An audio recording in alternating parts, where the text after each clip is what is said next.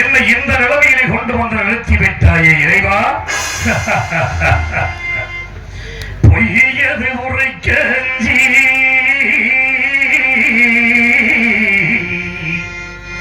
பொய்யது உரைக்க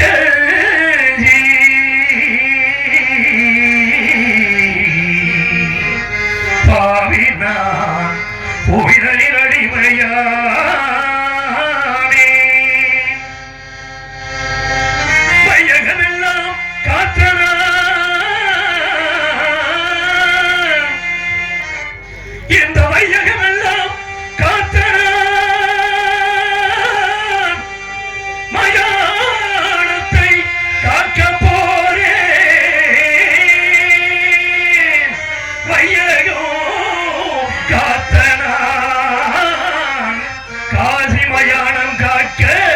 புறப்பட்டேன். தெய்வமே தெய்வமே சிவமே தெய்வமே.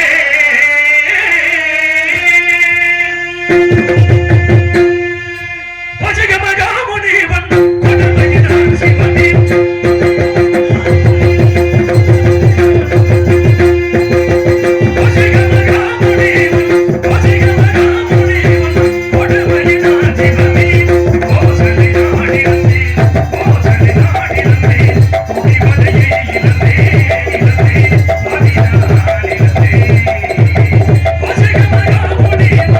What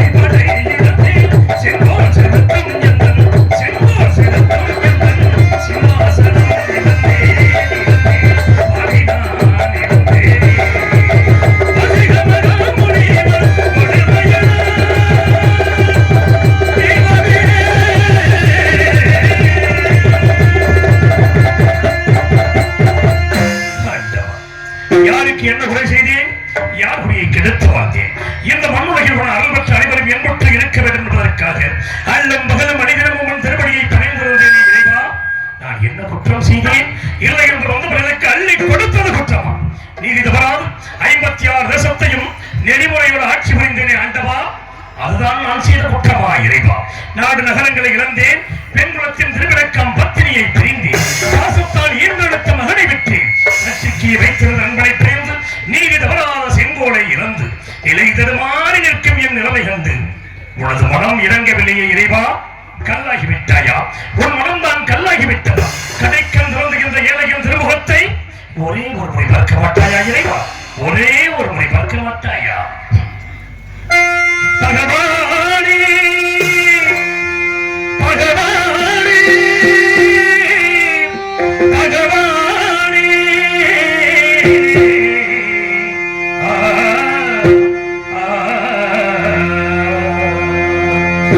பகவானே மௌனம் ஏனோ, பகவானே மௌனம் ஏனோ, இது யாவும் நீதிதானோ, பகவானே மௌனம் ஏனோ.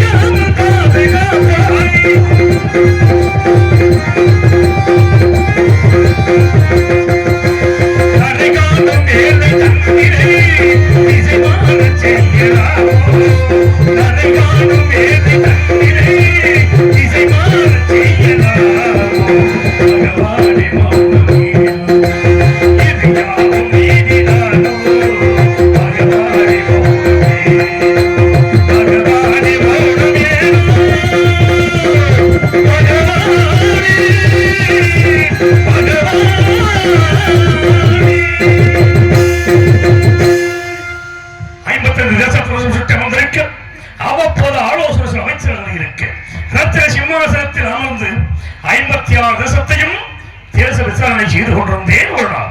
அப்பொழுது தவத்தில் சென்ற விஸ்வாமித்திர முனிவர் என் குலமண்டபத்திற்கு வந்திருப்பதாக காவலர்கள் அறிந்தேன். உடனே அன்னவரை எதிர்கொண்டு அழைத்து வந்தேன். ஆசனத்தில் அமர்த்தினேன். சுவாமி, தாங்கள் என்னை நாடி வந்த காரணம் யாது சுவாமி என்றேன். ஹரிச்சந்திரா, உனக்காகவும் உன் நாட்டின் நலனுக்காகவும் யாகம் செய்யப் போகிறேன். அதற்கு கொஞ்சம் திரவியம் வேண்டும்.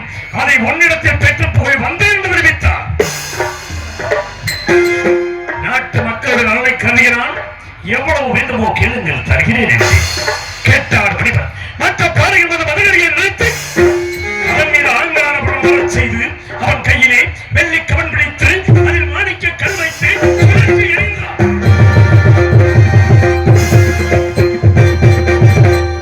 அந்த மாணிக்க கல்லானது மேலே சென்று கீழே வந்து விழுந்து எழுந்தூரம் திரவியம் தர வேண்டும் என்று தெரிவித்தார். அவர் கேட்டபடி நான் திரவியத்தை கொடுத்தேன். ஹரிச்சந்திரா, நான் வசிப்பது ஆரண்யம். என் திரவியத்தை அங்கு நான் வைத்துக் கொள்ள முடியாது. யாகத்திற்கு முகூர்த்த நாள் முடிவு செய்து வெகுமதி எடுத்துச் செல்கிறேன். அதுவரையில் ஒன்னிடத்தில் இருக்கட்டும் என்றார். சுவாமி, தங்களை போன்ற மகான்களுக்கு கொடுத்த பொருளை மீண்டும் நான் வைத்துக் கொண்டால் நன்னிலை வாயில் நகரற்று போவதாக சுருதிகள் கூறியபடியார். இப்பொருளை நான் வைத்துக் கொள்ள அருகதையில்லை. தயவு செய்து தாங்கள் எடுத்துச் செல்லுங்கள் என்றே. கவலை வேண்டாம். உன்னுடைய கனையாடி மோதிரத்தில் என்னுடைய உச்சலட்ச மாலையை அடையாளமாக வைத்தால் தோஷமில்லை. அதன்படி செய்துவிட்டு முனிவர் சென்ற சிறு நேரத்தில் ஆசார வாசலிலே குடிமக்களின் அபய குரல் கேட்டார்.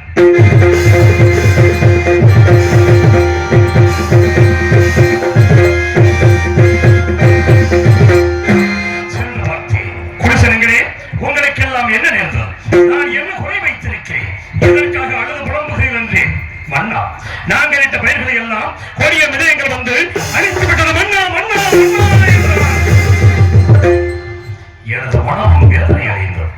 குடிமக்களுக்கு ஆறுதல் அனுப்பினேன். வேட்டைக்கு புறப்பட்டேன். கொடிய விலங்கினங்களை கொன்றேன். வேட்டையாடிய கணக்கத்தால் திருக்குள கரையோரம் ஆலமரத்தின் அடியில் எனது பத்தினி சந்திரமதியின் மடியில் சிறிது நித்திரையில் இருந்தேன். அங்கே அடாத கனவு கொண்டு கண்டு திடுக்கிட்டு எழுந்து பார்த்தேன்.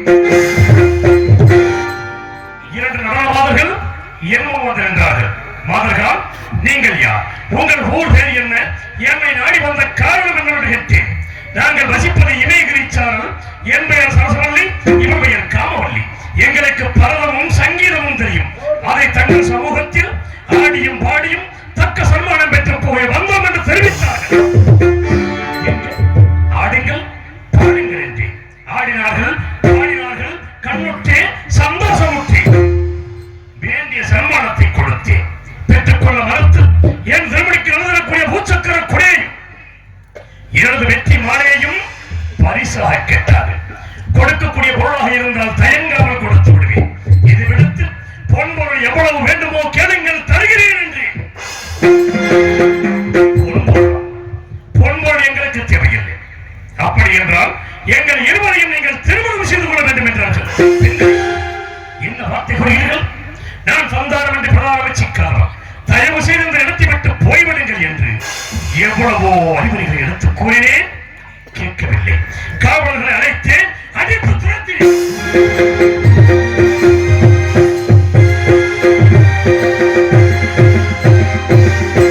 மாதர்கள் சென்ற சிறிது நேரத்தில் விஸ்வாமித்திர மகரிஷி கடும் கோபத்தோடு வந்து என் திருமுடியை காலால் ஏற்றி உதைத்தது. மணிமுடி மண்ணிலே சாய்ந்து விட்டது என்று நான் கவலைப்படவில்லை. அதற்கு மாறாக எனது நெஞ்சம் இந்த திருமுடிகளை பதித்திருக்கின்ற நவரத்தின கற்கள் முனிவரின் பாதத்தை புண்படுத்தியதோ என்ற பாதத்தை தொட்டி சண்டா. நான் அனுப்பிய மாதர்களை ஏன் அழைத்து துரத்தினாய்? என் கோபம் தீர வேண்டும் என்றால் அந்த மாதர்களை இருவரை என்னை திருமணம் செய்து கொள்ள வேண்டும் என்றார். அனைத்து வந்த தாங்களாய் மகோடு நான் திருமணம் முடித்தவன். எனக்கு ஒரு மகன் இருக்கிறான். சுவாமி, எல்லாவற்றையும் அறிந்த தாங்கள் அறியாதது போல் பேசுகிறீர்கள். வேண்டாம். அதற்கு மாறாக கண்ணை வேற்றியிலும் ஈகையும் காக்கின்ற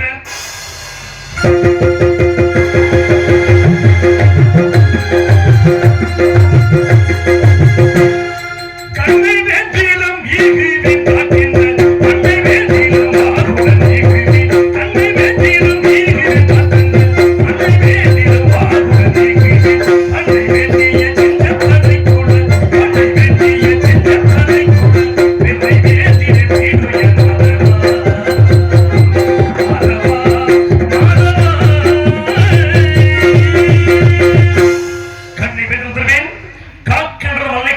துறவி ஒரு பொழுதும் அந்த மாதர்களை அடைய மாட்டேன் என்று ஹரிச்சந்திரா உன் கண்கள் நினைக்கிறதற்காக நீ கூறியபடி இப்பொழுது 56 தேசத்தை எனக்கு தாரி பார்த்து கொடு என்றார். ஒரு வார்த்தை ஓமானத்திற்காக சொன்னேன். இல்லை என்று சொன்னால் சொல் தவறுகளாக போய்விடுமோ என்று கருதினான். அன்புமணிதான் அவரை ஹிந்தியிலே ஜனம் கொண்டு வரச் செய்து மொழிபெயர்க்கு பயமாக 56 தேசத்தையும் தாரி பார்த்து கொடுத்தேன். சற்று நேரம் குடித்தேன். ஹரிச்சந்திரா, நீ யாகத்திற்கு கொடுத்தாய் அல்லவா திரவியம், அதை இப்பொழுது கொடு என்றார். அந்த திரவியத்தை அரண்மனையிலே களஞ்சியத்தில் வைத்து பூட்டியவாறு இருக்கிறது, எடுத்துக் கொள்ளுங்கள் என்றேன். நீ நாடு நகரங்களை தாரி பார்க்கும் பொழுது பொருள் நீங்களாக தாரி பார்க்கவில்லை. இல்லை என்று சொல்லிவிடு போய்விடுகிறேன் என்றார். இல்லை என்று சொல்ல மாட்டான் இந்த ஹரிச்சந்திரன். எனக்கு ஏதாவது பதவி கொடுங்கள், அந்த தவணைக்குள் அந்த திரவியத்தை கொடுத்து விடுகிறேன் என்றேன். ராஜகட 48 நாட்கள் தவணை தருகிறேன். யாகத்திற்கு செல்லும் திரவியத்தை நட்சத்திரங்களை உன்னோடு அனுப்பி வைக்கிறேன், அவர்களுக்கு கொடுத்து விடு என்றார். நான் சம்மதித்தேன். இந்த நாட்டை விட்டு போவதற்காக ஒரு அடி எடுத்து வைத்தேன். ஹரிச்சந்திரனில் நாடு நகர்களை கொடுத்து விட்டேன். பொன்பொருள் தருவதாக தங்களுக்கு வாக்கு கொடுத்திருக்கின்றேன். மீண்டும் நான் என்ன கொடுக்க வேண்டும் சொல்லுங்கள். உன்னை இந்த ராஜமணிகள் இந்த நாட்டை விட்டு போக நான் சம்மதிக்கிறேன். நான் கொடுக்கும் காவி வஸ்திரத்தை அணிந்துதான் நீ செல்ல வேண்டும் என்றார். நாடு நகரம் எனது உயிர் மேலான குடிமக்களை எல்லாம் நான் தேர்ந்து செல்லப் போகிறேன். எனக்கு இந்த ராஜமணியா பெரிது, தாராளமாக கொடுங்கள் என்று கூறிய நான் கண்டை வசிதம் இழந்தேன், கல்வி வசிதம்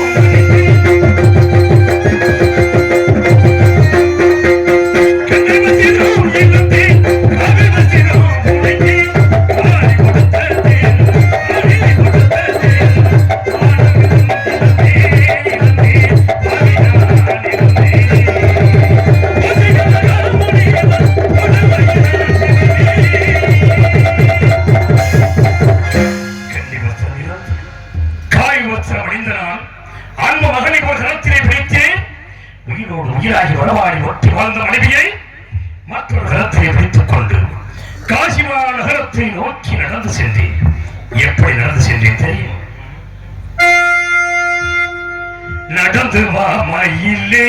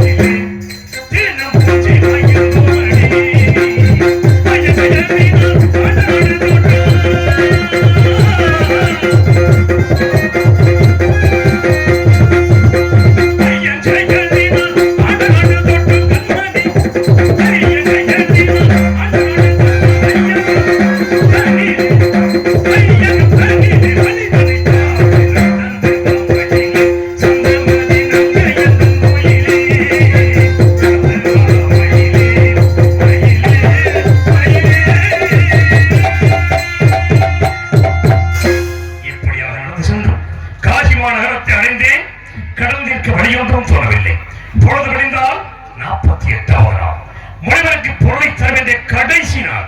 என்ன செய்தேன்? வழி தெரியாமல் உணவுவதை பார்த்தேன். மனைவிதாவதி எதற்காக அள வேண்டும் சுவாமி? என்னையும் மகனையும் விட்டு முனிவருக்கு சேருடைய பொருளை கொடுத்து தாங்கள் கொண்ட சத்தியத்தை நிலைநாட்டுங்கள் சுவாமி என்றார். என்ன வார்த்தை கூறுகிறார்? உன்னை நான் விற்க வேண்டுமா? உன்னை நான் விற்க வேண்டுமா தேவி? எப்படி நான் உன்னை விற்பேன் என்றேன். சுவாமி, உங்களுக்கு வேறு வழி இல்லை. நாங்கள் உங்கள் பொருள்தான். உங்களிடம் இருப்பது இந்த ஒன்றுதான். ஆகையால் என்னையும் மகனையும் விட்டு சத்தியத்தை நிலைநிறுத்த வேண்டும் அல்லவா என்றார். எவ்வளவோ நீதிகளை எடுத்து கூறி விடைகூறச் சொன்னால் வழி தெரியாமல் திகைத்தனால் இரு பேர்களையும் என் கரங்களிலே பிடித்துக் கொண்டு காசிமா நகரத்து வீதிகளிலே விலையோ விலை, விலையோ விலை, விலையோ விலை என்று எப்படி விலை கொண்டேன் தெரியுமா? உலகம் அறியாத புதுமை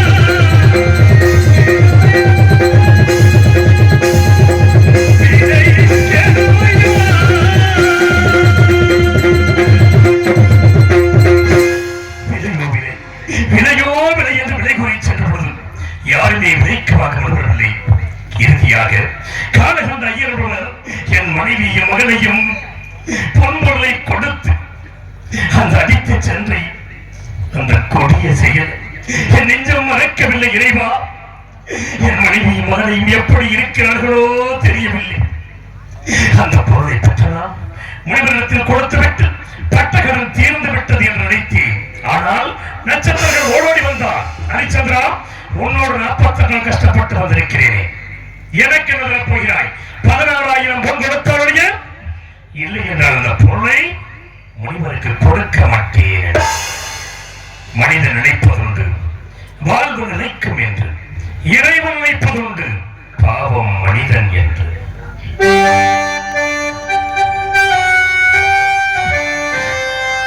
மனிதன் நினைப்பதுண்டு வாழ்வு நினைக்கும் என்று, இறைவன் நினைப்பதுண்டு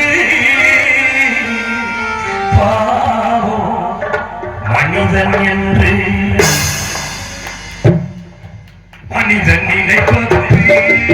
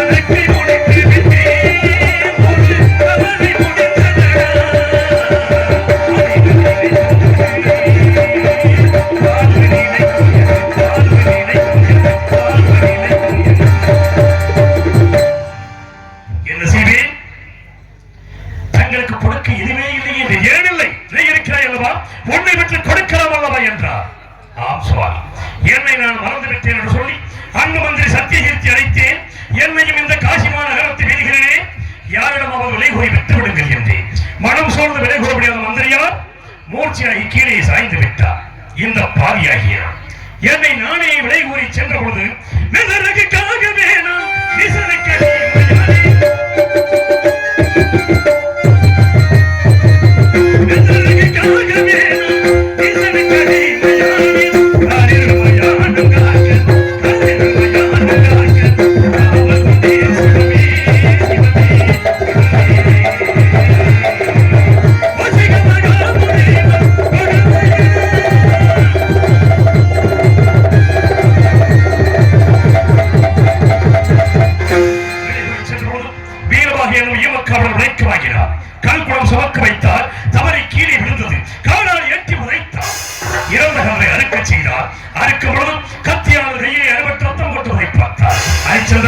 உனக்கு இந்த வீட்டு வழி எல்லாம் சரிப்படாது. நான் காக்கின்ற மயான ஒன்று இருக்கிறது. வருகின்ற தினம் ஒன்றுக்கு காற்பனும் ஒரு முளத்துண்டு வாய்க்கரிசி ஒன்று வாக்கு. காற்பன் முளத்துண்டு எனக்கு அனுப்பிவை வாய்க்கரிசி மட்டும் உசிப்பிற்கு வைத்துக் கொள்கின்றார். அரண்மனையிலேயும் ஆறு சுவை உணவு கொண்டு வாழ்ந்தான். மயானத்திலே பிணத்தின் மேல் போடப்படுகின்ற வாய்க்கரிசி கொண்டு வாழ உணவுக்கு என்னை கொண்டு வந்து நிறுத்தி விட்டான். என்ன செய்வேன்? எஜமானிட்ட கட்டளையை மீறலாமா? எஜமானிட்ட கட்டளைப்படி மயானத்தை காக்க புறப்படுகிறேன். இறைவா, மயானத்தை காக்க புறப்படுகிறேன்.